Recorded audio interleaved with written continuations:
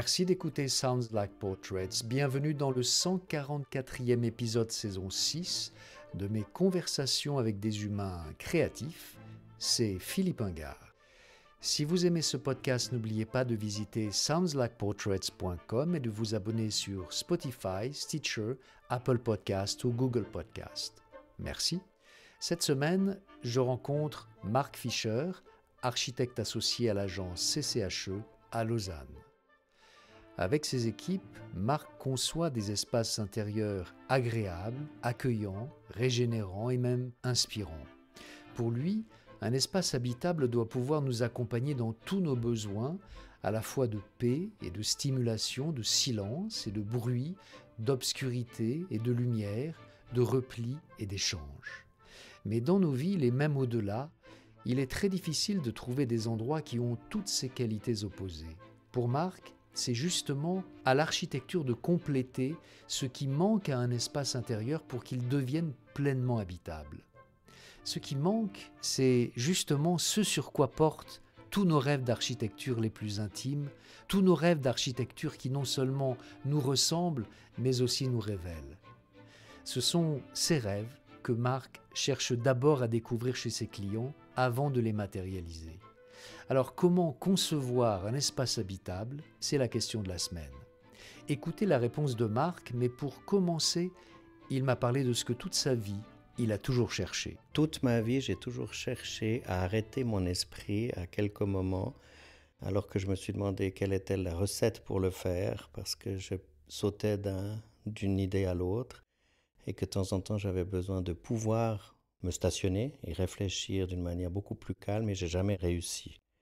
Et je dois dire que c'est petit à petit maintenant, après avoir fait 3 cycles en architecture de différents styles, 3 cycles de recherche, dont j'ai aussi vécu des limites, qui me permettent à me régénérer de certaines compétences que j'ai pu avoir par rapport à une fuite en avant de toujours vouloir retrouver une certaine confiance en moi par rapport à mon métier. C'est la créativité, c'est ta créativité qui t'apaise au fond ? Alors ma créativité m'apaise, ou plutôt mon instinct, parce que en architecture, la créativité, quelquefois, elle peut être dictée, et je trouve que quelquefois, on arrive à des situations à l'heure actuelle où on prend des matériaux qui ne correspondent pas à l'objectif, que ce soit thermique, que ce soit en réalité aussi visuel, que ce soit en termes de programme humain. On est faussé. On fausse notre construction par rapport à l'idée d'une utilisation qui devient obligatoire. Si, par exemple, je veux construire ma maison, quel est le matériau vers lequel tu aurais tendance à me diriger ? Déjà, mon attitude, c'est de connaître les gens. C'est-à-dire, si la personne, je vois qu'elle est une personne qui vit et qui se rassure et qui se nourrit de l'extérieur, je ne vais pas lui construire une maison qui, effectivement, est introvertie parce que c'est là où il se ressource. Donc, j'ai automatiquement certains matériaux qui sont exclus parce qu'on ne va pas travailler en pierre, par exemple, une volonté d'avoir des baies vitrées pour que la personne se sente plutôt à l'extérieur dans sa vie et qui recherche ça pour pouvoir se développer. Parce que c'est justement l'utilisation d'un matériau qui ne permet pas d'être totalement transparent et d'être à l'extérieur, la pierre. Donc automatiquement, on est obligé de travailler avec des matériaux où il aura le moins possible de barrières entre l'extérieur et de l'intérieur. A contrario, j'ai des clients qui arrivent et qui au contraire veulent absolument vivre dans du verre. Mais je sens très bien un blocage à un moment donné quand on commence à réfléchir. Pas tout le monde n'a pas de vis-à-vis, pas tout le monde est d'accord d'être vu, pas tout le monde peut sentir ce sentiment d'insécurité parce que l'extérieur veut dire quelque chose, l'intérieur un autre. Mais ils se tiennent absolument à cette volonté parce qu'on travaille plus le vide que le plein à l'heure actuelle. C'est pas les bâtiments, mais c'est plutôt les vides entre les bâtiments qui est quelque chose d'extrêmement important puisqu'on l'a oublié pendant longtemps, et ça fixe des éléments d'une collectivité appliqués à une personne qui est d'accord de ne pas se sentir et ne pas être honnête avec soi-même pour pouvoir coller un schéma. Je peux donner comme exemple 10 ans de bâtiments systématiques avec des dalles horizontales, des toits plats et des vitrages complets. Et ça donne des espèces de dalles horizontales avec vitrées entre deux qui donnent sur le lac avec la vision. Ça, c'est une communication visuelle qu'on impose aux gens, d'une image.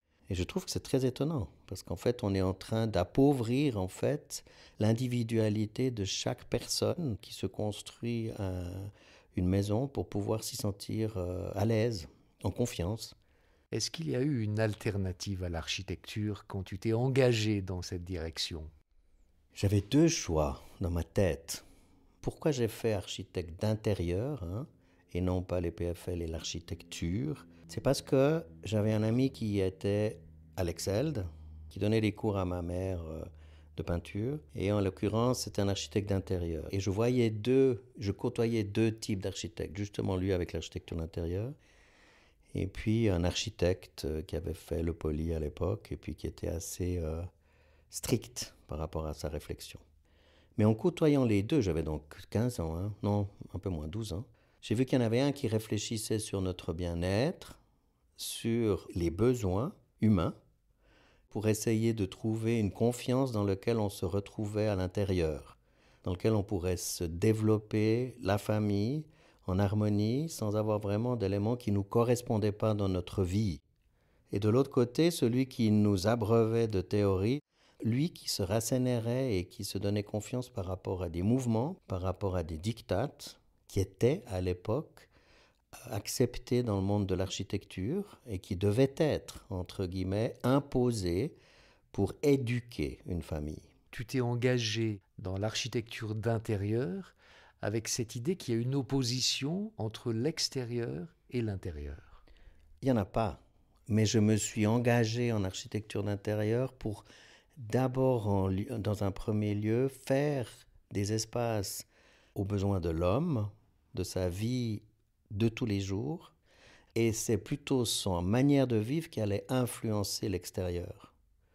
Et ça n'est pas ce que j'ai vécu dans les années 90, le style international qui nous dictait la boîte en tant que telle dans lequel on forçait un programme.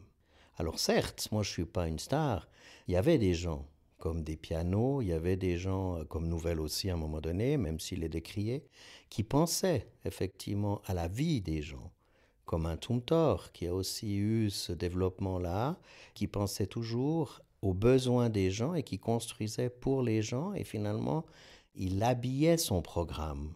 Il n'y avait pas de heurt entre l'extérieur et l'intérieur.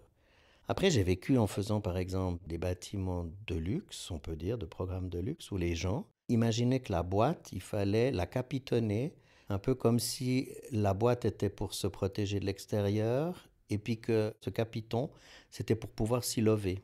Et moi, j'ai eu de cesse de travailler avec les gens pour finalement leur faire comprendre qu'on pouvait partir du capitonnage, et puis qu'on pouvait ensemble aller plus loin et qu'on trouvait une manière de faire un lien entre l'extérieur et l'intérieur avec les personnes qui allaient les utiliser. Tu évoques la manière dont tu as perçu l'architecture quand tu t'es engagé. Avec le temps, comment est-ce que cette vision de l'architecture a évolué jusqu'à aujourd'hui? Je pense qu'il y a des gens qui m'ont mis à ma juste place à un moment donné où j'aurais peut-être pu déraper en voulant leur imposer le soi-disant bon goût de la construction et de l'architecture. Et ces gens-là, je les remercie à l'heure actuelle parce qu'ils m'ont fait comprendre qu'on pouvait être rigoureux avec une partition qu'on nous demande de jouer. Quand un client particulier s'adresse à toi pour construire sa maison, tu touches à ses rêves. Or, les rêves sont pas toujours complètement clarifiés. Comment est-ce que tu fais pour l'aider à mieux comprendre le rêve qu'il te présente? Moi, je l'écoute, un peu comme quand on a une première relation avec quelqu'un où on ne sait pas comment, enfin, on doit encore d'abord comprendre, on a deux manières de faire. Soit on s'impose comme la personne qui sait, et puis on tient en fait la discussion et l'autre n'a plus tellement possibilité d'entrer. Soit on est d'accord d'avoir des moments où on laisse parler l'autre, et puis quand on sent finalement un peu qu'il n'est pas sûr de certains éléments, et puis qu'on pose des questions détournées sur son programme, là automatiquement il s'ouvre, et puis c'est un peu comme il va se livrer, et petit à petit il va essayer de nous exposer ses doutes quant à son programme. Et si on arrive à poser des questions et lui donner l'impression qu'il a le droit d'avoir un programme différent parce que ça lui correspond, Là, il commence à parler en réalité de ce dont il aime.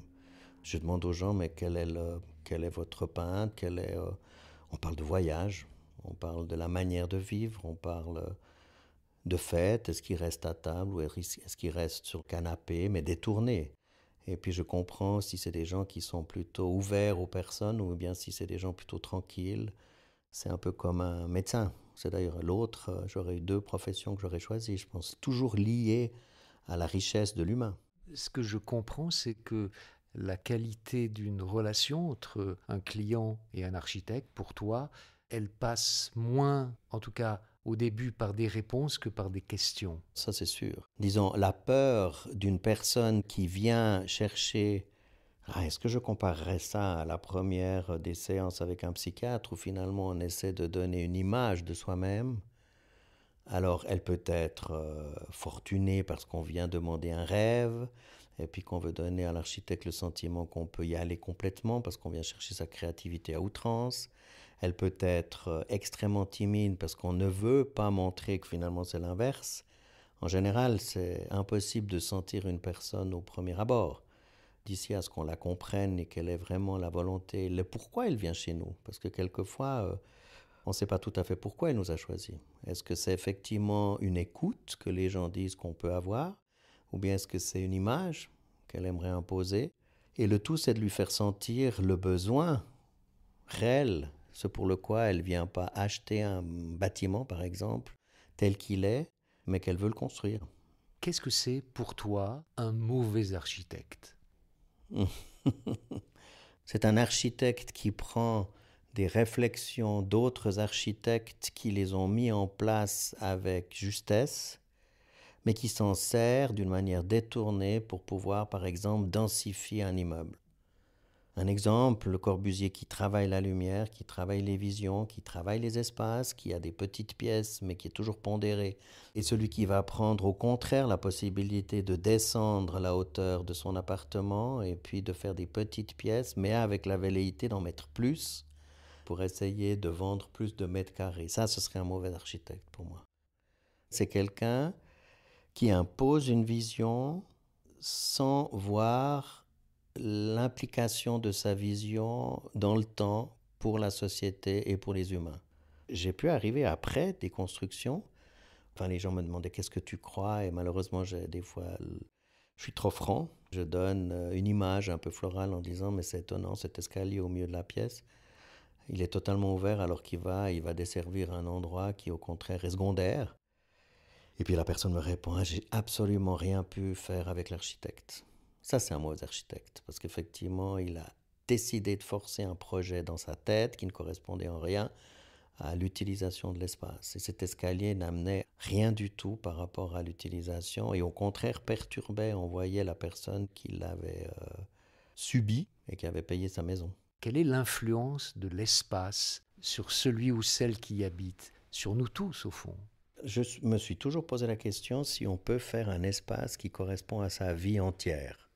Ayant une relative bonne mémoire, je me rappelle des états différents de mon adolescence jusqu'à maintenant, par quelle phase j'ai passé.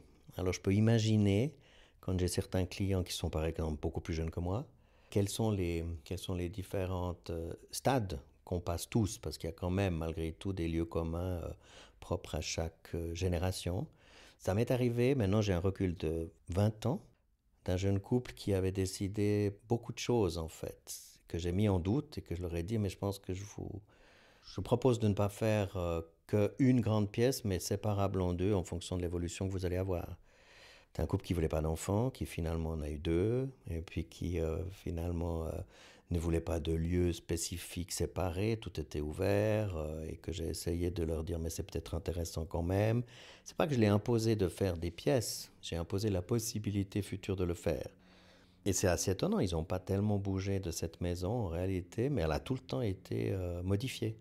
Modifiée. Alors simplement se mettre à la place de quelqu'un dans l'anticipation parce qu'on a perçu comment il était, pour essayer de le conseiller, parce que j'impose jamais rien. Et ça, je pense que ça peut être une manière d'influencer la vie et l'espace pour que les gens s'y sentent bien, pour qu'on n'ait pas d'entrave. Est-ce que, au fond, être architecte, ça n'est pas créer un intérieur à habiter, qu'on s'occupe de l'extérieur ou pas. Faire de l'architecture, ça revient toujours à créer un intérieur au fond. Oui, mais alors, ça revient toujours à créer un intérieur parce qu'on l'utilise comme tel, hein, que ce soit même un crématoire. C'est notre dernier lieu à vivre, ça m'est arrivé, c'était un fantasme d'ailleurs, et j'ai pu le faire. Mais on crée toujours des lieux de la naissance jusqu'à notre mort pour les gens, que ce soit dans le cadre du travail, que ce soit dans le cadre d'un achat, que ce soit dans le cadre d'une contemplation, d'un musée, ou bien pour vivre, ça c'est clair. Par contre, il y a aussi ce même thème qu'on parle de l'intérieur qui peut être heurtant vis-à-vis d'un sentiment de confiance qu'on a pour y habiter. Et c'est là où j'avais un peu de peine à une certaine époque, où finalement on faisait des images extérieures à travers une architecture, mais qui correspondaient en rien à l'intérieur. Et je me rappelle toujours Monsieur Gauer qui m'a fait comprendre qu'en réalité, comme dans les palaces, le luxe ultime, réel, c'est les mètres cubes. Les mètres carrés, les mètres cubes. Ça veut dire donner un sentiment de largeur et puis de grandeur à l'humain pour y vivre, plutôt que de l'écraser dans un environnement qui est extrêmement contrit. C'est la même chose avec l'architecture d'intérieur ou l'architecture. Il ne faut pas, je pense, que l'extérieur influence d'une manière négative et soit complètement en contradiction avec l'intérieur. Mais en dehors des mètres cubes, en dehors des mètres carrés, pour habiter, pour se sentir bien, il faut aussi du silence. Est-ce que finalement, une bonne architecture, c'est pas une architecture qui permet de se retrouver en soi-même? Toi, tu le dis du silence, moi j'appelle ça de la confiance. Parce que je pense que dans une journée, on a en fait X différents sentiments qui nous arrivent, on a X différentes tâches aussi à exécuter.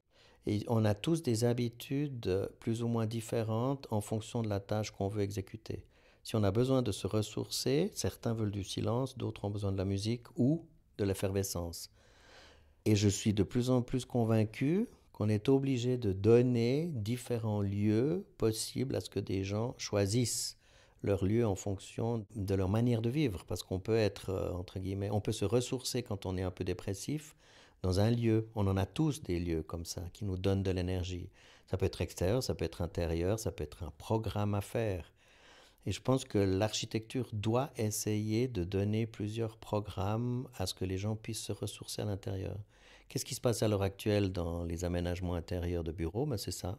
On a tous vécu le Covid à un moment donné avec ce sentiment de pouvoir se retrouver à l'intérieur d'un appartement si on avait un peu de place. Un exemple tout bête, moi je sais que je crée plutôt avec ma tablette dans un lieu dans ma maison où je suis assez calme et puis je suis assez dynamisé par la nature à l'extérieur. Et ça, c'était un lieu sans le savoir que je choisissais systématiquement. Je faisais mon administratif dans le lit avec mon MacBook sur les genoux.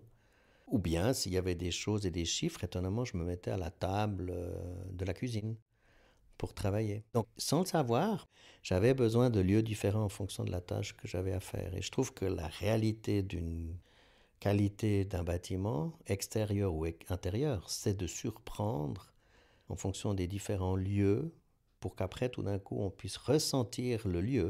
Moi, j'ai vu mon fils qui n'est pas du tout dans l'architecture et qui était... On ne pouvait plus le sortir de la Sagrada Familia. On ne pouvait plus. Pourtant, il n'a rien de religieux, rien de sacral. La cathédrale de Gaudi à Barcelone. La cathédrale de Gaudi à Barcelone, il était totalement... mais quelque chose lui arrivait dont il ne savait pas mettre des mots. Il ne pouvait pas nous expliquer pourquoi il ne voulait pas sortir. Qu'est-ce que tu as compris qu'il a ressenti à ce moment-là? C'est un moment de sa vie où il n'était pas très sûr des choix de ce qu'il voulait faire dans sa vie. Et ce qu'il m'a dit, c'est qu'il a été effaré de voir à quel point une personne pouvait influencer l'esprit d'un visiteur, même si c'est énorme, hein, on parle d'un espace hein, quand même, d'une cathédrale. Il était complètement abasourdi que l'architecture puisse rentrer dans son esprit. Et puis il m'a dit, c'est comme si on m'avait ouvert des portes et j'avais un sentiment de liberté. Tu fais référence ici à un lieu qui est précisément sacré. Ouais. Qu'est-ce qui le rend sacré, à ton avis? Ça se sent. Et ça se sent que tout le monde a mis vraiment sur la table, à son cœur, pour outrepasser certaines mêmes façons de faire à l'époque. Et donner ce sentiment d'unité, ce sentiment qui fait que on se sent connecté à quelque chose de bien plus grand. Et c'est peut-être ça le sentiment du sacré. Mais c'est le sacré pour moi, c'est se dépasser complètement des limites qu'on croit pouvoir avoir. Et à mon avis, les cathédrales, c'est ça, hein.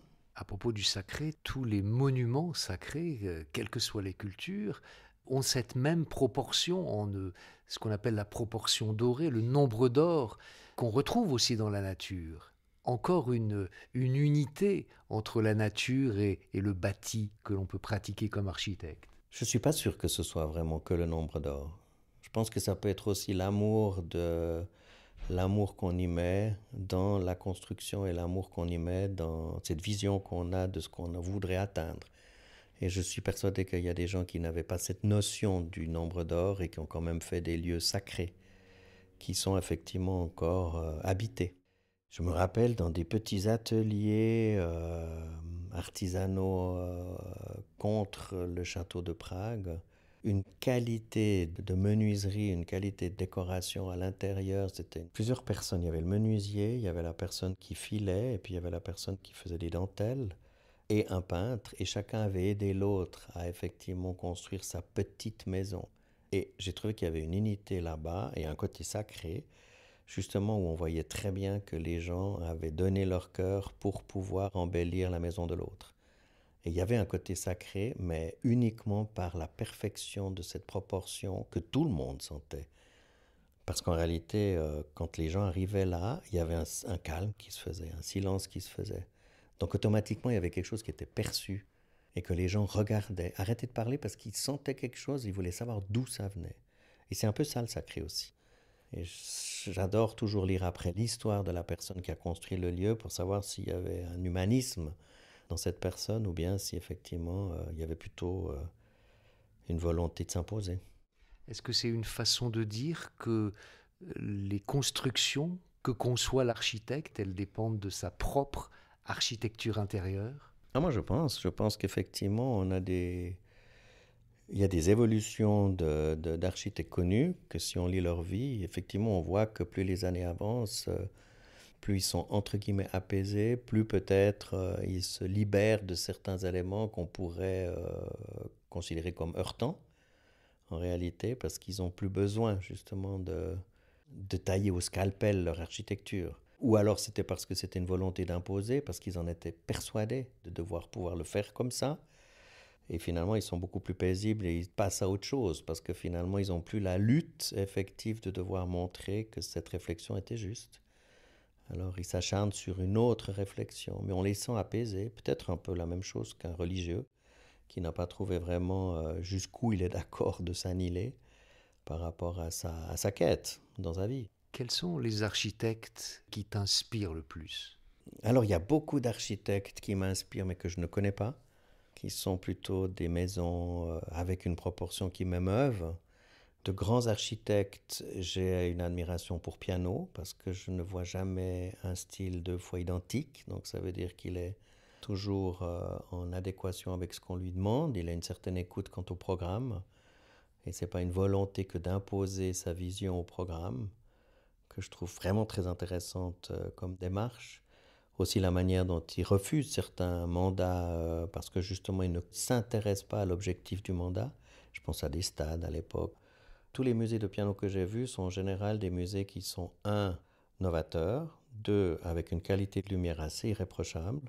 C'est assez rare que j'ai vu des reflets qui nous dérangent quand on regarde une œuvre de piano. On peut penser à la Fondation Baylor, par exemple. On peut penser à la Fondation Baylor, on peut penser à la Menil Houston, on peut penser à Whitney, on peut penser à énormément de différents musées que j'ai pu voir qu'il a construits, où cette volonté d'avoir toujours deux types de lumière, mais qui ne perturbaient pas l'œil. L'œil ne monte pas chez Piano pour aller regarder une source de lumière et qui nous détourne de l'œuvre. En général, on est capable de pouvoir se concentrer sur l'œuvre qu'on voit sans pour autant sentir l'architecte. Et il a toujours, dans son architecture, une possibilité de se ressourcer à l'extérieur, toujours. À la Menil Houston, on sort, là il était encore plus loin. Le parcours est fait pour sortir, s'il fait beau, à l'extérieur, descendre d'un niveau et re-rentrer, et je trouve que c'est extraordinaire. Je pense que c'est la pertinence de la réponse au programme qui fait qu'il a son style, plutôt qu'un geste fort, toujours récurrent, imposé au programme. Pour moi, c'est fondamentalement différent.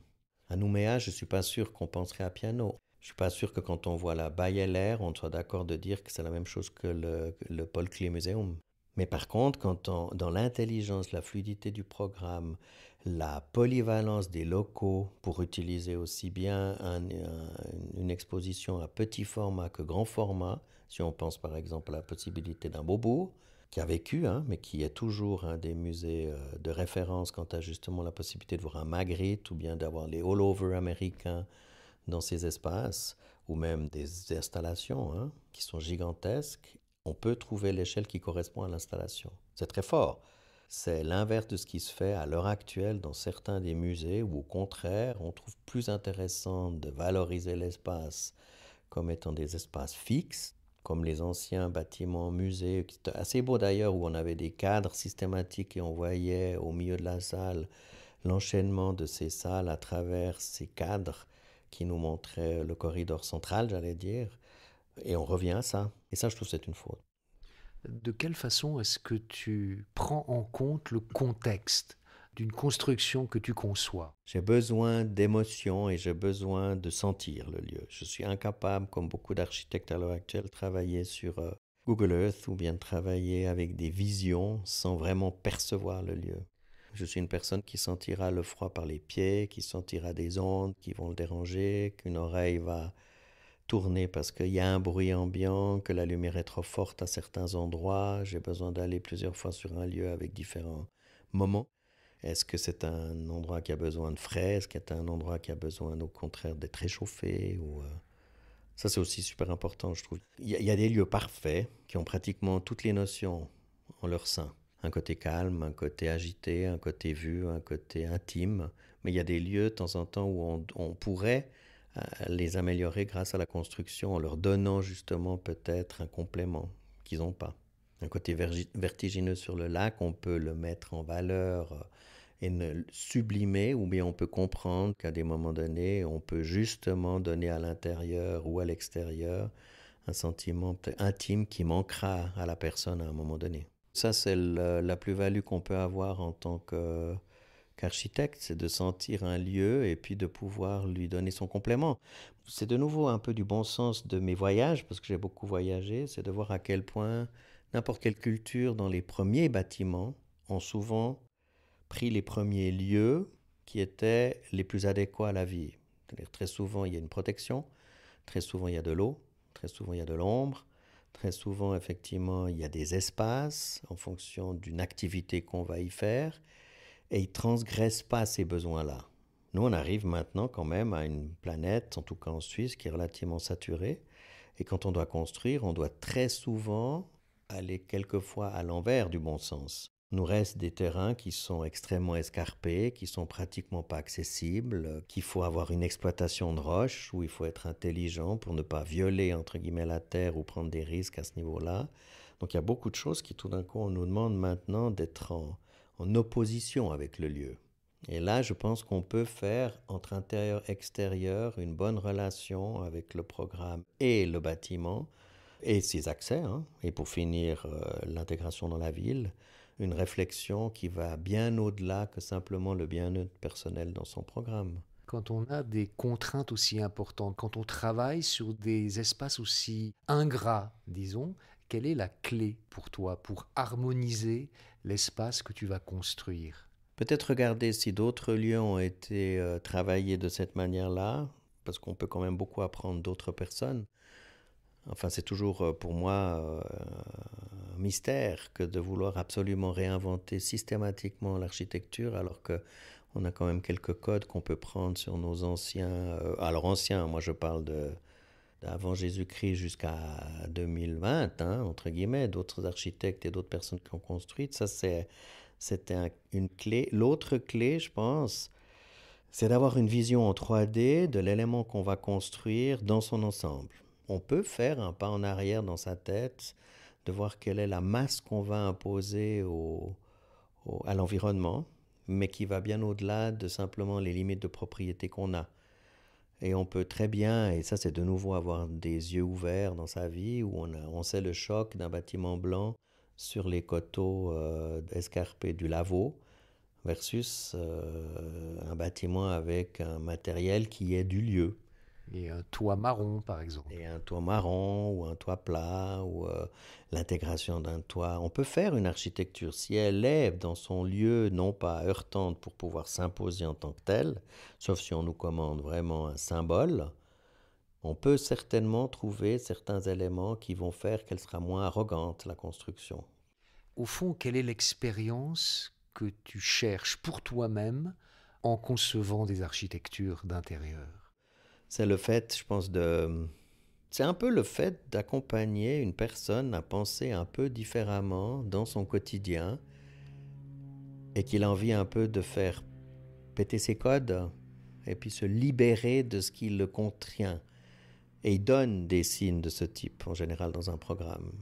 C'est de sentir une envie qu'il a, essayer de l'amener à accepter cette envie et prendre le risque avec moi. Et ça demande une grande confiance entre toi et ton client. Oui, mais je pense que cette confiance, elle est là parce que moi, j'ai aucun a priori sur une manière de vivre. Je peux lui expliquer quelle est la mienne, je peux expliquer qu'est-ce que j'imagine intéressant pour le futur, certes. Je peux lui expliquer des choses qui me passionnent, comme la physique du bâtiment, comme la lumière qui est trop agressive, comme la chaleur, comme le fait d'oublier chaque fois qu'un verre dit aussi que c'est un radiateur chaud en été. Je peux lui expliquer que si on aime l'art, c'est toujours agréable d'avoir des murs plutôt que de vouloir absolument tout vitrer. Tout ça, je peux l'amener à réfléchir, ce qui paraît pas si évident à ce que les gens réfléchissent et se projettent.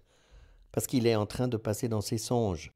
Quand on l'écoute, c'est un moment où tout d'un coup le calme arrive et puis il se sent bien, il se sent en confiance. Et en réalité, il va dans son intellect et puis il raconte sa journée. Moi, je lui demande chaque fois, il dit, mais enfin, une journée comme tout le monde. Je dis, ah non, il n'y a pas une journée identique comme tout le monde. Donc, le fait de leur faire raconter leur vie, on sent beaucoup de choses. Donc, à ce moment-là, ils ont une certaine confiance. Le fait qu'ils sentent qu'on ne les juge pas par rapport à une volonté, un besoin, même dans des choix, même des envies, on est dans l'intime des gens. Chaque personne a justement sa manière de vivre. Alors là, on parle énormément de résidentiel privé, hein. Mais on peut parler aussi, une autre activité, c'est par exemple des aménagements de société, ou bien des aménagements, comme je parlais, du crématoire. Alors là, c'est un peu la même, en tout cas la même manière de travailler chez moi, c'est souvent de comprendre la réelle philosophie d'une société. Pourquoi est-ce que les gens ont été travaillés dans cette société et quel est l'intérêt réel? Je ne parle pas du branding ou je ne parle pas de la philosophie écrite que les gens, pour finir à force d'être matraqués, la subissent. Mais par contre, je demande toujours à avoir, en l'occurrence, ce qui n'est pas toujours facile, à avoir le PDG en face qui explique vraiment la nature du travail. Qu'est-ce qui fait que sa société est différente? Qu'est-ce qui fait qu'on n'y travaille pas de la même manière dans une grande, une petite, des secteurs différents, confidentiels, pas confidentiels, orientés communication hyper ouverte, orientés secret. Tout ça, c'est des choses orientées créativité, orientées rigueur. Et de nouveau, on réfléchit un peu de manière un peu détournée pour qu'on comprenne vraiment la manière qui lie les gens entre eux dans cette société-là. C'est la même chose que de comprendre pourquoi une famille construit alors qu'il pourrait en acheter un. Au même titre, pourquoi est-ce qu'on a l'intention d'aménager différemment des locaux? Parce qu'on a envie d'aller plus loin que sa société telle qu'il est. Et qu'est-ce qui manque? Les gens ne comprennent pas que dans la vie en général, c'est toujours justement une volonté, une envie qui fait qu'il faut qu'on doit la matérialiser. Je t'ai posé beaucoup de questions. Est-ce qu'il y a une question que tu souhaites me poser? Oui, l'intérêt que tu as d'être moins précis dans tes questions et comment tu évolues pour faire en fait parler les gens dans des domaines où finalement on arrive à pouvoir se livrer effectif, mais d'une manière différente de ce qu'on avait pu imaginer. Est-ce que tu as l'écoute au même titre tellement sensible qui fait que tu perçois qu'on a de la peine à expliquer exactement ce qu'on reçoit et par une autre question, tu nous amènes à ce que tu pensais être la réflexion vraiment de la personne en face de toi. Je ne sais pas si mes questions sont moins précises qu'avant. J'essaie d'avoir des questions courtes et précise justement pour être le plus clair possible. Par rapport à ma façon de travailler, je crois que tout est dans l'écoute du moment, d'être vraiment présent.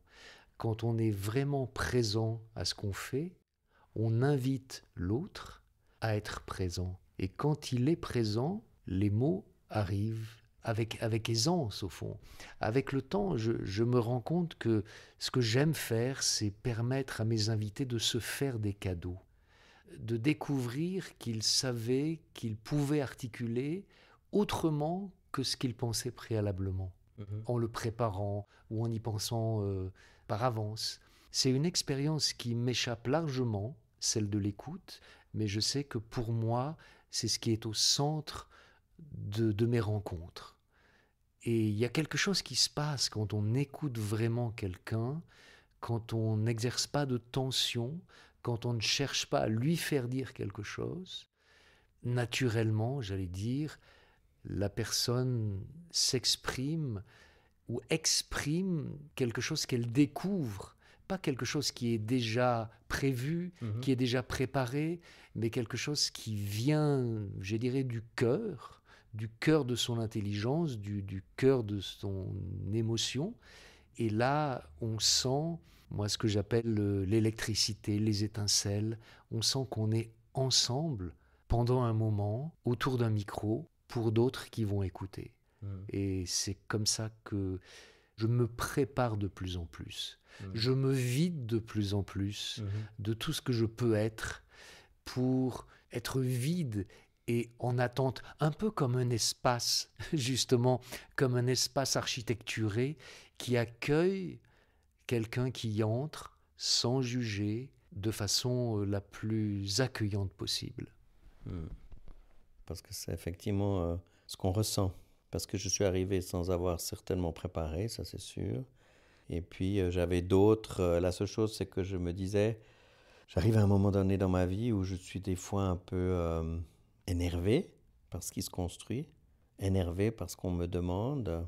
Ça me fait un peu souci quelquefois à quel point on considère les appartements, les éléments comme toujours identiques. Pourtant, on n'arrête pas de travailler sur une valorisation du bien-être, mais j'ai pas l'impression qu'on arrive vraiment à l'écoute du bien-être. Moi, j'ai un énorme espoir, qui par contre, dans le fait que j'étais un peu déçu de cette société où on fait tout sur une surcommunication et puis que j'ai l'impression qu'on est rattrapé par une certaine agressivité du message. Par contre, l'intelligence artificielle, parce qu'on la pratique pas mal dans notre bureau, commence à nous donner des résultats où finalement on ne peut plus classer le résultat. On se trouve un peu perdu dans les limites de référence effective de ce qui tout d'un coup sort. Et ça nous ouvre un champ d'action multiculturel et multidisciplinaire où j'ai l'impression qu'elle n'a pas de culture, cette intelligence artificielle. Elle se nourrit elle-même d'impulsions complètement différentes qui fait qu'on est à l'aube de certaines architectures qui risquent de complètement être fruits de réflexions introduites dans la bécane pour que finalement elle les digère et puis qu'elle puisse nous faire des propositions, entre guillemets, les plus adéquates. Et on se trouve, et je me trouve quelquefois avec des solutions qui fait que tout d'un coup le programme est vu d'une autre manière. Parce qu'il n'y a plus de barrière quant à on ne fait pas ça. On est heurté par cette créativité qui pourrait sortir qu'on n'aurait peut-être pas osé. C'est le dernier moment de cette interview. Je vais sortir de la salle. Je reviens dans 1 minute. Et s'il te plaît, prends le micro et ajoute ce que tu souhaites à l'interview. Je me réjouirais toujours de me lever le matin avec la pensée de pouvoir transmettre ces expériences et ces connaissances des personnes que j'ai pu côtoyer et qui m'ont appris des choses, que ce soit dans la vie ou que ce soit dans un programme ou que ce soit dans l'amour de construire. Et ça, c'est vraiment ce qui me fait vibrer parce que c'est le bon sens que de transmettre et c'est le bon sens que d'accompagner en réalité ces expériences.